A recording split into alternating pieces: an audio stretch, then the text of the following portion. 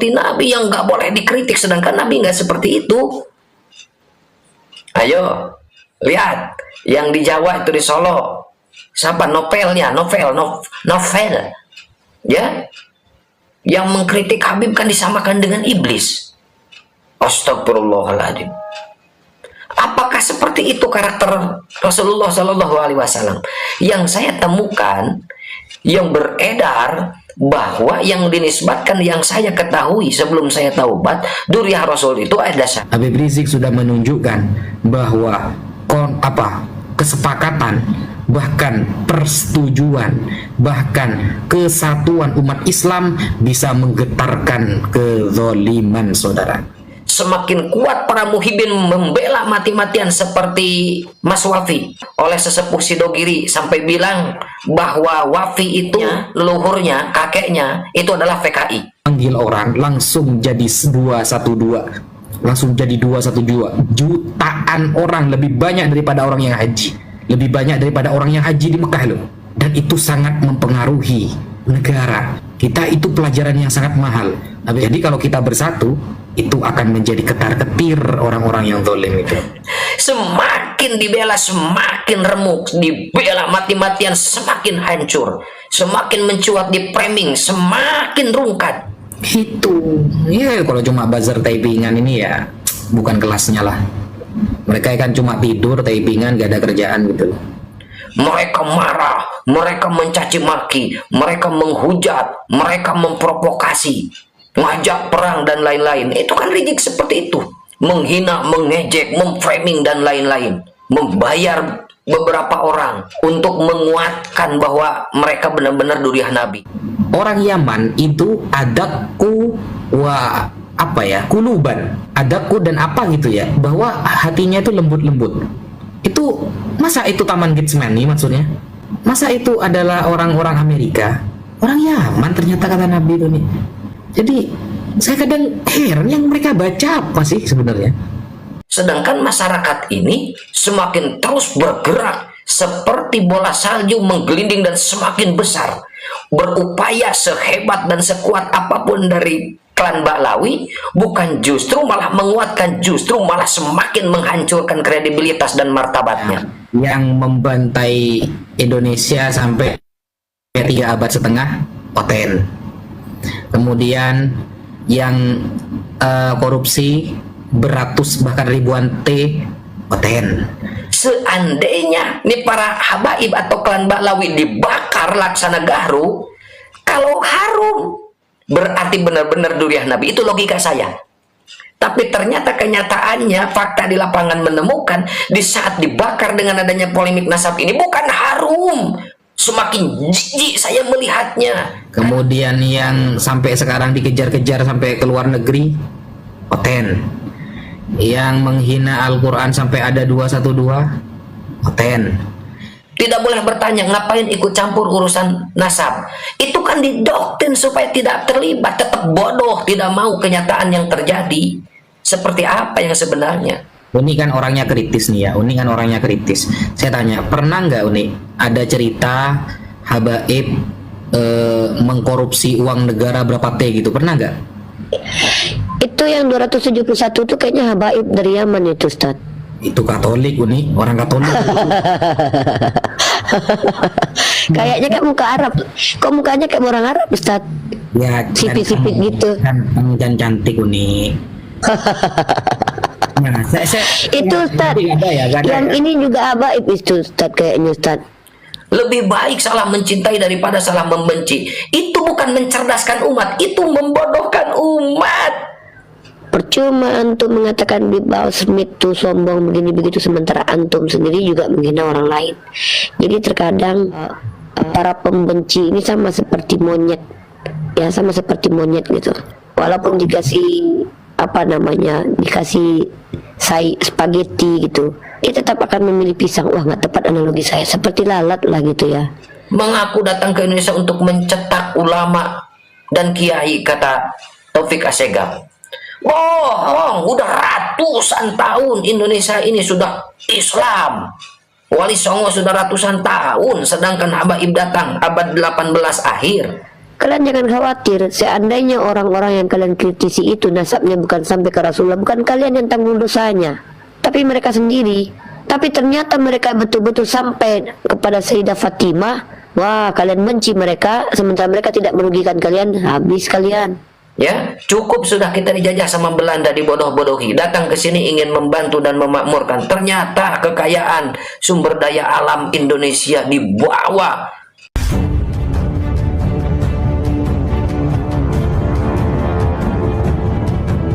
Assalamualaikum warahmatullahi wabarakatuh. Allahumma salli wa sallim wa barik wa karim wa azim ala ruhi sayyidina Muhammadin fil arwah wa ala jasadi fil asad wa ala kubri fil kubur. Sahabat yang masih mencintai Negara Kesatuan Republik Indonesia, ayo kita sama-sama untuk terlibat mencerdaskan umat, bukan malah umat dibodoh-bodohkan atau dibodoh-bodohi. Alhamdulillah saya bertaubat dari muhibin setelah belasan tahun menjadi muhibin, dan sekarang saya sadar dan bertobat, dan saya akan berbicara beberapa hal. Semoga ini menjadi inspirasi bagi sahabat semuanya, termasuk bagi para muhibin yang masih mencintai dan membela mati-matian para imigran Yaman atau yang disebut dengan Ba'alawi atau dengan habaib yang ada di Indonesia.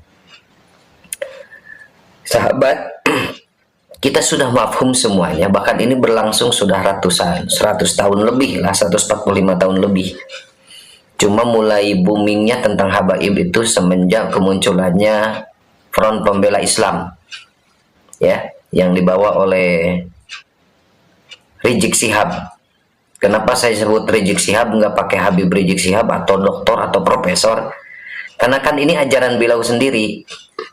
Beliau di saat Al-Kaburi ke Arab, ke Mekah selama 3 tahun kurang lebih, kan dia bikin statement seperti ini, sebarkan ya, apabila ada dari kaum, ya maksudnya pribumi, tokoh-tokoh nasionalis yang punya gelar jangan dipakai gelarnya, profesor jangan dipakai profesornya, kiai haji jangan dipakai kiai hajinya, apapun titel jabatannya jangan disebutkan, langsung aja panggil nama. Bahkan diinstruksikan harus diadu domba antara mereka, nasionalis dan fundamentalis. Jadi saya nyebut Rizik Syihab kenapa nggak pakai Habib atau dokter, karena ini ajaran mereka, itu hakikatnya mereka licik, ya. Itu yang saya temukan fakta di lapangan.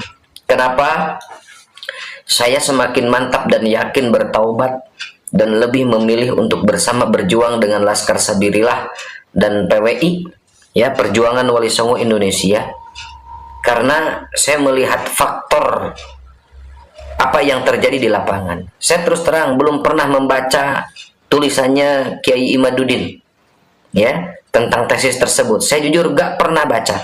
Cuma saya tahu bahwa polemik nasab ini mencuat dan selalu masuk ke beranda. Akhirnya saya penasaran apa yang terjadi dengan polemik nasab ini. Ya, saya akhirnya cross check dan melek melihat kenyataan dan fakta. Kenapa pribumi sampai bergerak masif seperti itu? Ada apa gerangan? Ternyata saya menemukan, kan mereka di framing, dilabeli sebagai habaib itu duriah Nabi. Yang saya ketahui, duriah Nabi itu dinisbatkan kepada Rasulullah Shallallahu Alaihi Wasallam yang memiliki karakter sadidul haya wa tawadu. Gitu. Begitu sahabat. Berarti tutur katanya harus lemah lembut, ya. Bagaimana tutur kata Rasulullah Shallallahu Alaihi Wasallam? Selalu menyejukkan, memberikan hikmah, memberikan pelajaran yang baik dan positif. Dan ternyata saya mengecek di lapangan apa yang terjadi di saat polemik nasab ini mencuat. Kata-kata yang keluar dari mereka yang mengaku sebagai duriah Nabi, apa yang terjadi? Habib Syekh Begab bilangnya curut, ya, krocok-krocok. Itu kepada pribumiku seperti itu, ya. Yang selanjutnya itu Bahar Semit, ada yang bilang di media sosial Bahar Demit, nah. Apa yang dia bilang waktu di Madura, menganjing-anjingkan kiai, membabi-babikan kiai. Kok seperti itu duriah Nabi mulutnya? Jauh sekali dari karakter Rasulullah Shallallahu Alaihi Wasallam. Lihat fakta ya yang ada dan beredar di sosial media. Apa yang keluar dari mulutnya Rizik Syihab sebelum ini polemik nasab ini mencuat, menghina Gus Dur, ya, membutakan matanya, buta hatinya, sampai seperti itunya. Apakah itu betul sebagai durian Nabi? Coba ini pakai akal waras. Karena jangan sampai kita mengikuti dan mencari suri tauladan yang jauh dari Rasulullah SAW, akhlak dan tabiat karakternya. Terus Rizik Syihab bilang bahwa presiden adalah Dajjal, istananya istana iblis, menteri agamanya Dajjal. Kok seperti itu durian Nabi? Astagfirullahaladzim. Jauh dari karakter dan tabiat watak Rasulullah Sallallahu Alaihi Wasallam sebagai akhlakul karimah, suri tauladan yang balik, ya, yang sangat baik. Sedangkan Rasulullah itu kan, laqad ja'akum rasulun min anfusikum azizun 'alaihi ma anittum harisun 'alaikum bil mu'minina raufur rahim. Jauh, nggak ada belas kasihan dari mereka. Kasih sayangnya nggak ada yang nampak. Di saat mereka disulut oleh polemik nasab seperti ini, seolah-olah mereka anti kritik, seolah-olah mereka ini memposisikan seperti Nabi yang nggak boleh dikritik, sedangkan Nabi nggak seperti itu. Ayo lihat yang di Jawa itu, di Solo, siapa novelnya, novel ya, yang mengkritik Habib kan disamakan dengan iblis. Astagfirullahaladzim. Apakah seperti itu karakter Rasulullah Shallallahu Alaihi Wasallam? Yang saya temukan, yang beredar, bahwa yang dinisbatkan, yang saya ketahui sebelum saya taubat, Duriah Rasul itu ada Syarif, ada Sayyid, ada Habib. Itu yang saya ketahui. Ya, kalau di Sunda atau misalkan di Pulau Jawa atau di Indonesia, karena sudah berakulturasi dengan masyarakat, jadi berubah Sayyid atau Syarifnya. Ada yang bergelar Aceh, ada yang bergelar Tubagus, ada yang bergelar Lora, ada yang bergerak lain-lain di setiap wilayah. Itu berbeda-beda. Itu juga yang saya ketahui. Tapi beda ini yang satu ini. Contohnya nih, di saat Wali Songo dinyatakan oleh Robitoh Alawiyah bukan sebagai durian Nabi, dan dipastikan dalam surat idarannya itu yang bernisbat kepada Azmat Khon itu adalah fiktif dan palsu, jadi durian Wali Songo itu sudah nggak ada. Apa reaksi Wali Songo?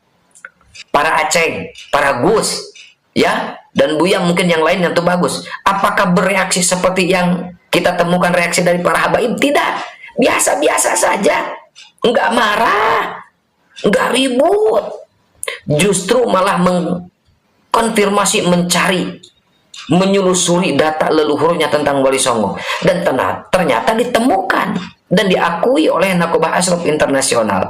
Dan beda kenyataannya di saat kita menemukan fakta, ya, yang terjadi di saat habaib dipertanyakan tentang nasab keasliannya sebagai durian Rasul. Beda. Mereka marah, mereka mencaci maki, mereka menghujat, mereka memprovokasi, ngajak perang dan lain-lain. Itu kan Rizik seperti itu, menghina, mengejek, memframing dan lain-lain, membayar beberapa orang untuk menguatkan bahwa mereka benar-benar durian Nabi. Sedangkan masyarakat ini semakin terus bergerak seperti bola salju menggelinding dan semakin besar, berupaya sehebat dan sekuat apapun dari klan Ba'lawi, bukan justru malah menguatkan, justru malah semakin menghancurkan kredibilitas dan martabatnya. Semakin kuat para muhibin membela mati-matian seperti Mas Wafi, ya, oleh sesepuh Sidogiri sampai bilang bahwa Wafi itu neneknya, leluhurnya, kakeknya itu adalah PKI. Semakin dibela semakin remuk, dibela mati-matian semakin hancur, semakin mencuat di framing semakin rungkat. Kenapa ini bisa terjadi seperti itu? Karena kalau dianalogikan gaharu, apabila dibakar bukan bau yang keluar tapi malah harum. seandainya nih para habaib atau klan Ba'lawi dibakar laksana Gahru, kalau harum berarti benar-benar duriah Nabi. Itu logika saya. Tapi ternyata kenyataannya, fakta di lapangan menemukan di saat dibakar dengan adanya polemik nasab ini bukan harum. Semakin jijik saya melihatnya, karena melihat yang selama ini dipelajari tentang akhlakul kalimah Rasulullah, tabiat, watak, kebiasaan dan lain-lain sangat luar biasa mulia, sangat agung. Tapi kenapa yang menisbatkan ini sebagai durian Nabi? Jauh. Kata-kata kotor, kata-kata yang kasar, menjijikkan yang keluar, memprovokasi, ngajak perang, menuduh, memfitnah, memframing dan lain-lain. Bukan gaharu. Kalau sebenarnya asli gaharu dibakar itu harus harum, bukan bau. Dan ini enggak harum, malah bau.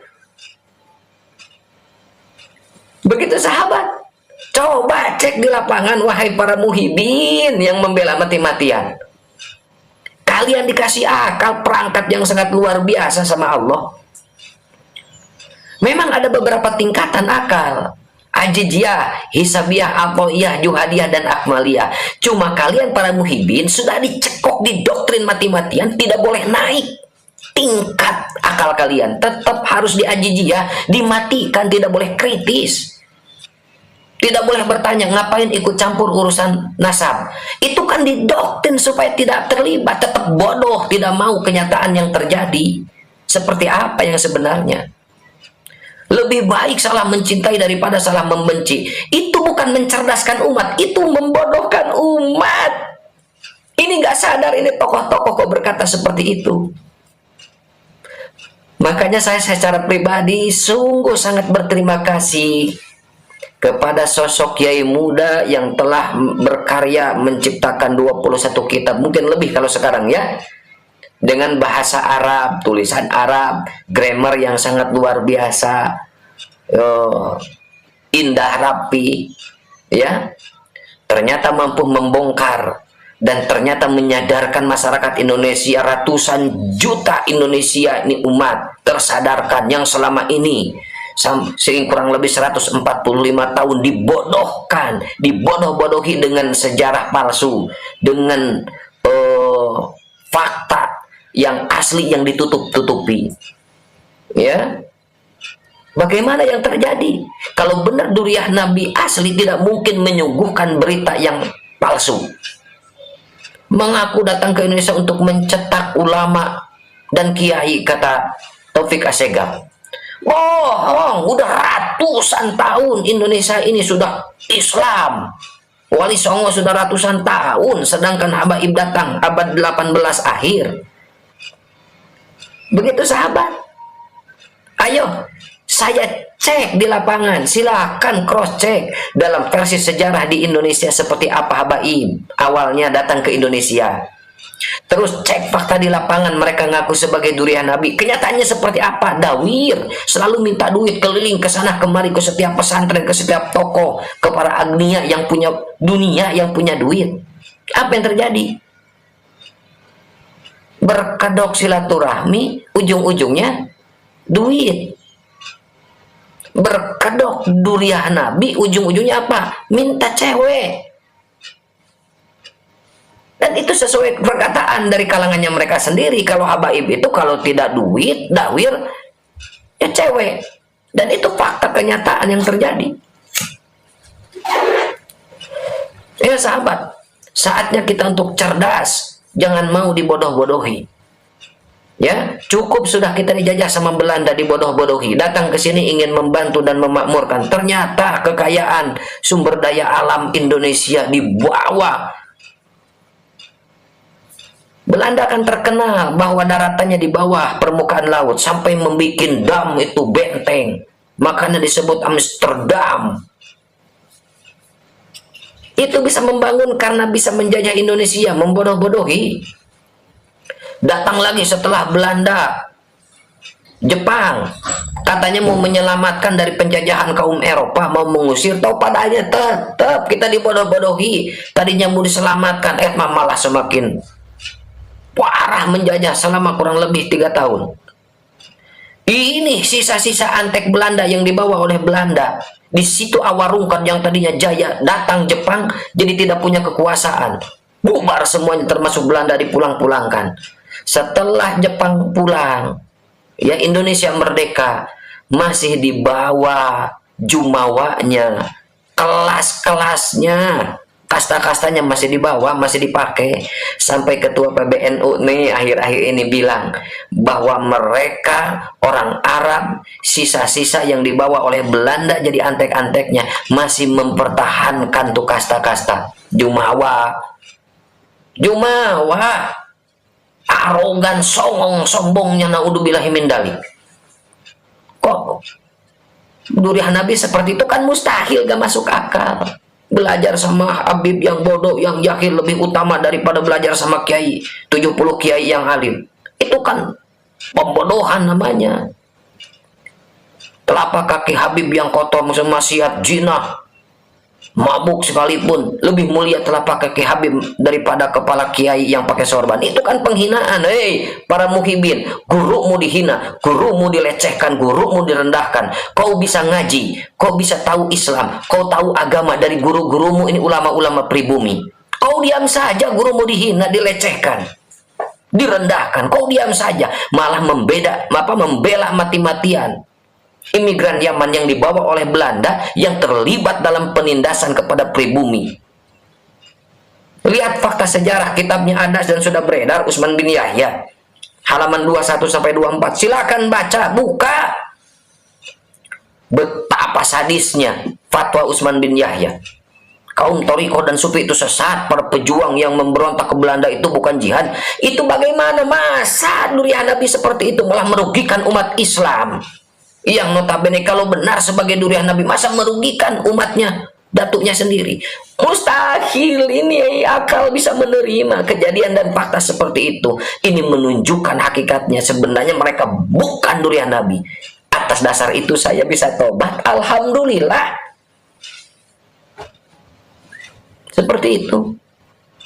Berapa ribu pesantren saat sekarang yang terbebas dari dawir, yang tadinya setiap hari, setiap minggu datang berbondong-bondong minta duit. Dan alhamdulillah saat sekarang barokah Kiai Imad. Makasih Kiai Imad, semoga panjang umur, tambah berkah, terus berjuang dengan Laskar Sabilillah dan perjuangan Wali Songo Indonesia untuk selalu mencerdaskan umat dari pembodohan-pembodohan, dari feodalisme yang berkedok agama, dari penjajahan yang berkedok duriyah, dari penjajahan yang berkedok muhibin, padahal itu sebagai budak-budaknya. Kenapa dikatakan budak-budak? Silakan cek fakta kenyataan yang di lapangan.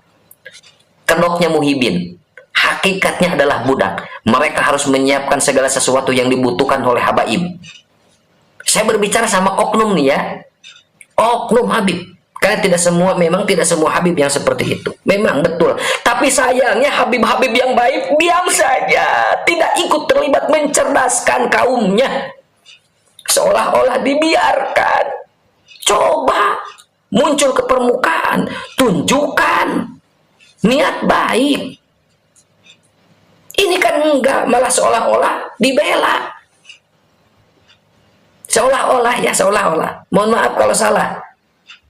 Hanya ada beberapa Habib yang sepuh tuh, nggak tahu di mana, nggak tahu NTB atau nggak tahu di mana. Itu mengkritik Hanif Al-Atos, mengkritik Bahar. Riji kan nggak dikritik. Taufik Segaf nggak dikritik. Novel tuh di Solo nggak dikritik.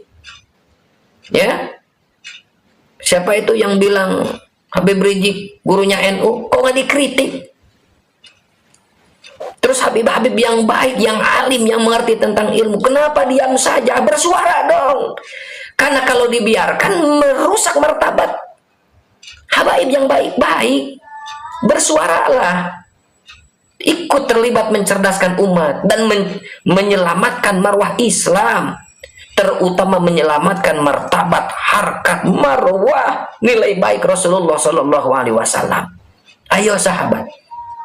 Semoga kita semuanya selalu ada dalam lindungan rahmat maghfirah Allah Subhanahu wa taala, dan kita terus berjuang untuk mencerdaskan umat, jangan sampai justru terlibat dalam pembodohan umat. Semoga bermanfaat. Apabila ini bermanfaat, sebarkan. Mau reupload silakan. Ya, saya nggak jadi masalah. Silakan reupload. Berapa ribu channel yang mau reupload saya, silakan. Semoga ini menjadi inspirasi untuk kita semuanya. Wallahul muwaffiq ila aqwamit thoriq. Hadanallahu wa iyyakum ajmain. Wassalamualaikum warahmatullahi